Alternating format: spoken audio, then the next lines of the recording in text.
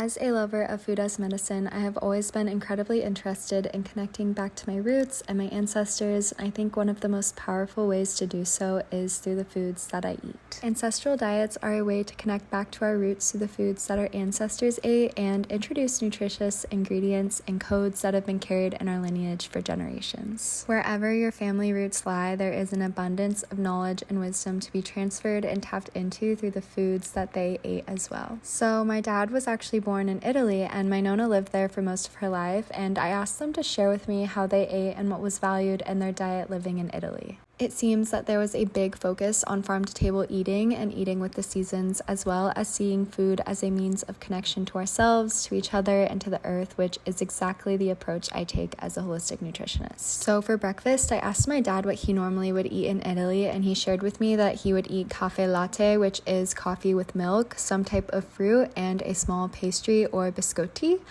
And I definitely tweaked this a little bit and made some homemade biscotti with almond flour, raw local honey, and olive oil, and I will put the whole recipe on the screen here. But I enjoyed these with a fresh peach from the local farmers market alongside a vanilla dandelion root latte because I struggle with drinking coffee in the morning, but dandelion root tea has a similar taste to coffee and made for a great hormone healthy substitute for dipping the biscotti to fuel me for my morning walk. Good morning, everybody. I just wanted to start off the video with a little walk talk like I usually do. I feel like it's a fun little segment that I do, but I don't do it in every video.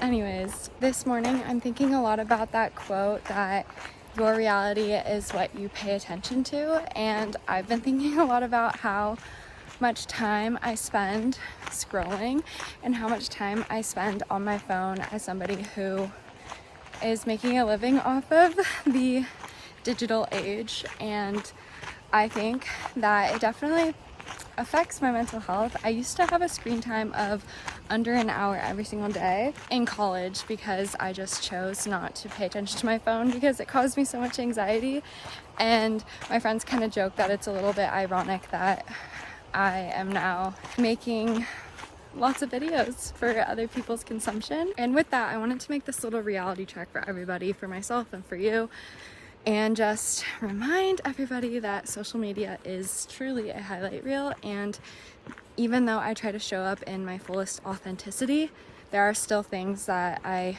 don't share on here. I don't share the nights where I'm watching countless episodes of How I Met Your Mother with my boyfriend, and I don't necessarily show my mental breakdowns, and I don't necessarily talk all the time about my own health struggles, and yet they're still here. I'm still healing from the 4 years that I was vegan and the toll it took on my body, and sometimes I miss my period, and I am still regulating my cycle, and that's why I share so much about what I do. But I did want to share this with you guys, that it's all in hopes of inspiring a collective healing, and I am a part of that collective, if that makes sense. So I just wanted to film this little talk to just remind everybody that the health influencers on here are still struggling with their own health issues. That is a big reason why they are posting what they're posting.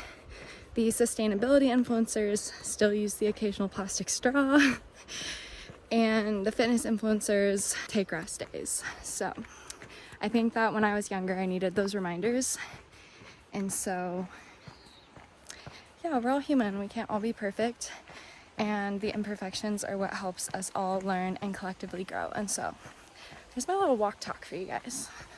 So when I had just turned 20, I did my first European trip, and I did it solo, and it was one of the most life-changing experiences I ever had. And the reason that I did it was because my dad was born in Italy, and I am over 50% Italian, and so I wanted to connect back to my roots, and I thought that it would be a very fun way to do that. So of course there were a lot of takeaways that I took from that first European solo adventure where I didn't speak the language and I was 20 just traveling alone. But one of the main things was how much you walk. Being from the Western United States, you literally need a car to get everywhere. I lived 20 minutes from my school in high school. I lived 10-15 minute drive from the closest grocery store. And it was just really impossible. There was no public transportation, and if there was, it was really poorly executed. And so being in Italy, it was just so eye-opening because I could get from one country to another, and literally from Rome to a nearby waterfall like 2 hours away by train, and you could get like pretty darn close to it.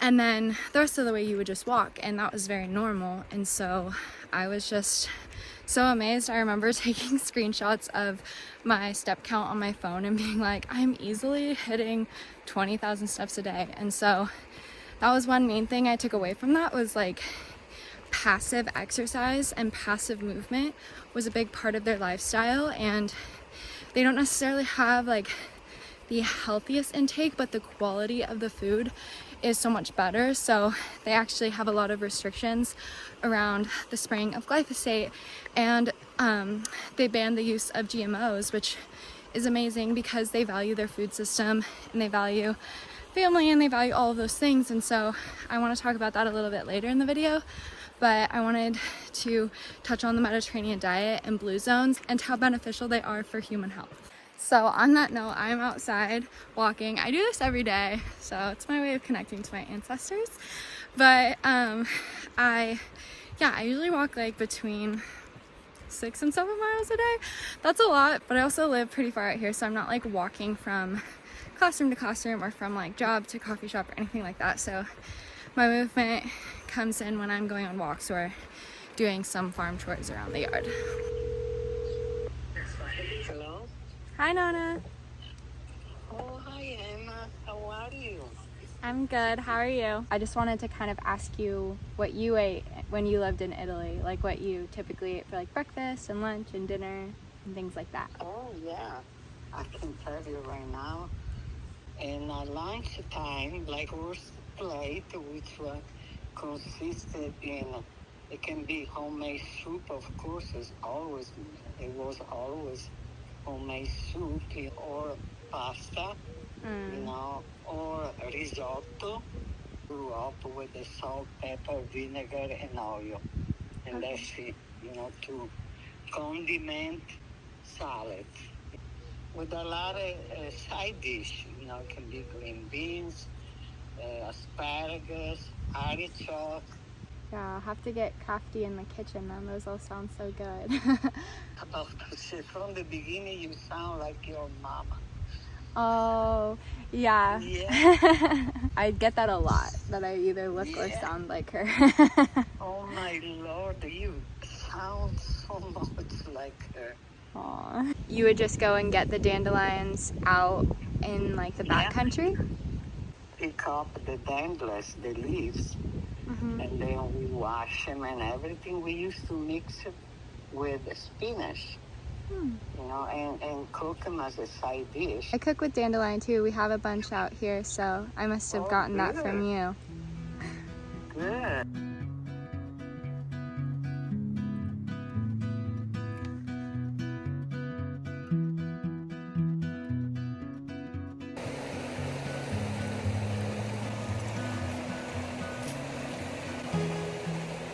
Took my lunch outside and I made this super simple, very beautiful pasta dish, and it is from Italy. It is from Sardinia. It's essentially angel hair pasta, organic angel hair pasta with olive oil, garlic, sea salt, pepper, some sun-dried tomatoes and some cherry tomatoes from the garden, some red bell peppers, some arugula, some basil from the garden, and then some sardines on top, wild-caught sardines, and it is so good. It is such a simple dish. It literally took me 10 minutes to throw together. You just have to boil the noodles and then throw everything else in the mix, but the garlic and the basil and all of the herbs and the spices just make it so delicious, and it's super simple and super healthy for you. I have always really loved Italian cooking. My mom was actually taught how to cook by my Italian grandmother, my Nonna, and so a lot of our dishes were very Italian inspired growing up, and so all of the flavors just remind me of my childhood.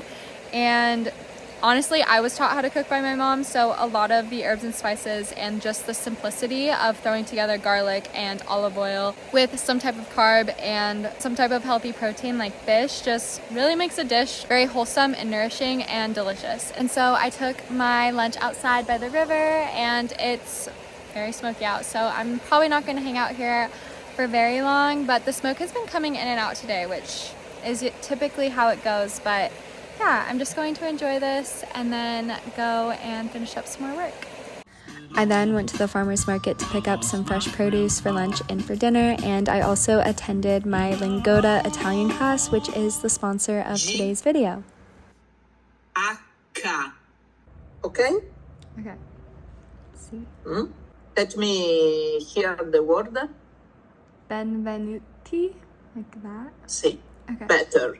Okay, so I came outside to go and swim at the river with my boyfriend, and I decided to bring my notes from my Lingoda class and just study my Italian outside a little bit. I feel really excited because I already am getting the language so much faster than when I was studying on Duolingo, because the teachers really do challenge you and ask you questions and ask you to speak in the language, and they correct you and they correct your pronunciation, which is really great. And all the teachers from Lingoda are all native language speakers of the language that you're trying to learn. So she knows all of the accents and she's really helping me through everything, which is really great.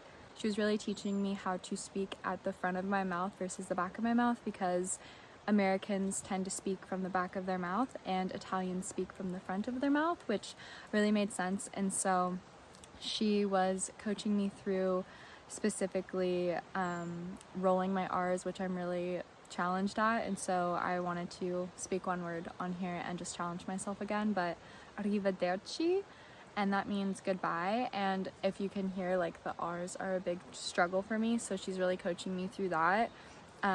But we basically just learned how to introduce ourselves and how to carry on an initial conversation, how to say hello and how to say goodbye, how to enter a room and how to exit a room. Buongiorno, mi chiamo Emma, and so that means my name is Emma. That's pretty simple. And then I would say in return, ciao Paolo, benvenuto al corso d'italiano. So just kind of sitting out here practicing that, and yeah, she just really coached me through all my pronunciation, and so I really do love Lingoda so far, and it's really fun.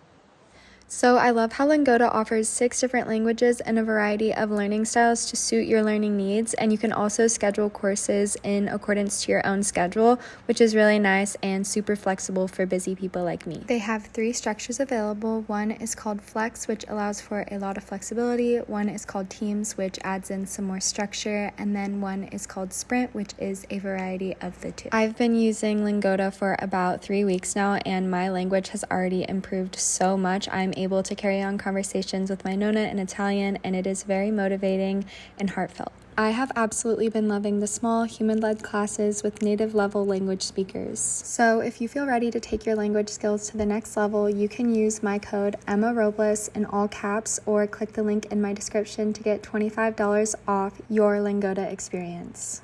I then spent the rest of the afternoon journaling and reading Becoming Supernatural by Joe Dispenza. I definitely recommend this book if you are interested in manifestation and energy work. I then picked a lot of blackberries and ate them. This is something that I feel like is very in tune with my ancestors, eating locally, eating in season, and blackberries are native to Europe and Italy, and so I feel very confident that this is very easily implemented into this video. For dinner, I made some pizza, which is something that my Nonna said that she didn't regularly eat, but that she did love to go out and get, and so I wanted to make my own rendition of it with some sourdough. And then I also included in some fresh salmon and eggplant. My Nonna said that every single Friday and Wednesday they would eat fresh fish from the market, and they would go to the market to get it, and my family just went fishing, and so we had some fresh fish, so I decided to cook some up since it was Friday. And my Nonna said that her favorite vegetable to cook was eggplant, and that is also my favorite vegetable to cook with, especially in the summer months. So I picked some up from the farmer's market and whipped them up with some fresh herbs and spices,